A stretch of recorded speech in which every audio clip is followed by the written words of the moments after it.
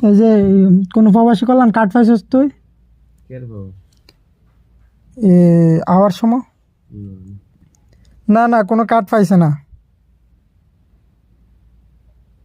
Sir এই কার্ডটি নিতে স্যার আগে 210 দিরহাম করে খরচ হয়েছে, কিন্তু এখন স্যার কোনো টাকা পয়সা বা দিরহাম লাগবে না। এখন শুধুমাত্র অনলাইনে একটি ফর্ম জমা দেওয়া লাগবে, প্লাস তার পাসপোর্টের 1 কপি ছবি এবং পাসপোর্ট সাইজের 2 কপি কালার ছবি নিয়ে পার্শ্ববর্তী যে কোনো এম্বাসিতে বা পাসপোর্ট অফিসে এসে আপনার এই কার্ডটি সংগ্রহ করতে পারবেন স্যার। ওকে, ঠিক আছে। এই কার্ডটা সেক্ষেত্রে স্যার আপনাদের সুবিধা অসুবিধা কি?